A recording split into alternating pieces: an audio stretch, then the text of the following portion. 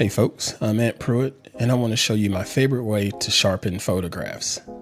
Let's take a look at the high pass filter found inside of Photoshop. With the high pass filter, you get to focus more on the edges of your subject and sharpen those to make your subject stand out just a little bit more.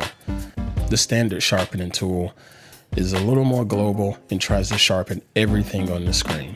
We don't want that. I like using the high pass filter more so for portraits and every now and then in some of my stock photography.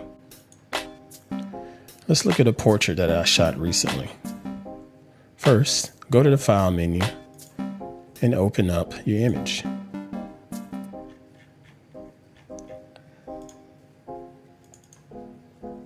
Once you have your image open, you want to duplicate your layers on the layer panel found on the bottom right side of the screen. Just unlock it and you can right click and say duplicate layer.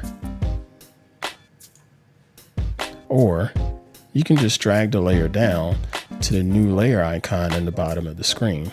That'll also duplicate it. In this instance, we do want to duplicate the layers twice. Let's rename this layer Blur.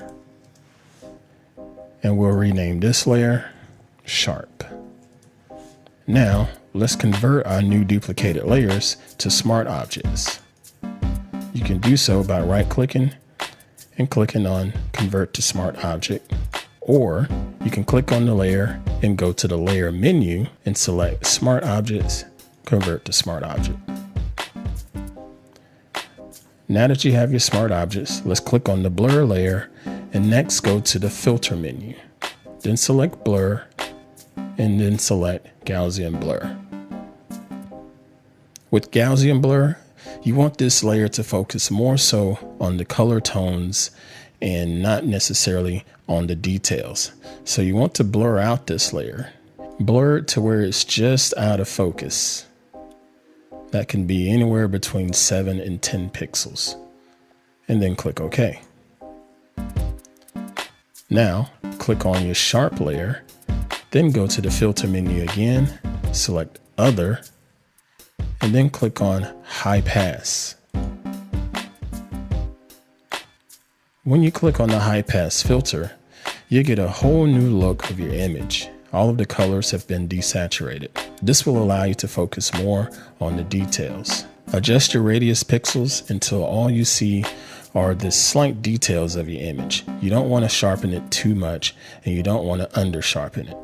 So in this instance, about 3.5 looks okay. Click OK, and then you'll need to change the blend mode of your layer to linear light. There. So now we have our color back into the screen.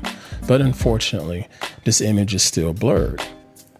Since we put this as a smart object, this allows us to make adjustments to the filters that we created without going back through the menu process.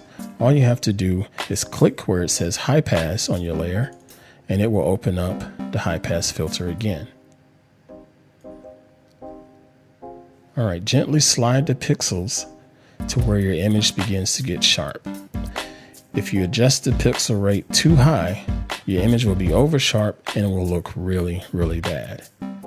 So let's take it back down to a nice happy medium.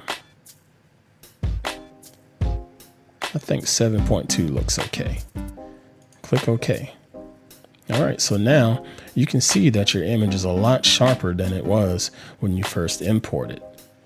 I like to do a compare and contrast by grouping the two layers that we duplicated together. So just select both of them, drag them down to the grouping icon at the bottom of the screen, and you'll see that they're now in a group here in your layer panel. Toggle the group on and off, and you'll have a nice view of a before and after. The before image looks fine, but it's a little fuzzy. The after, much sharper. There you have it. High pass filter in Photoshop.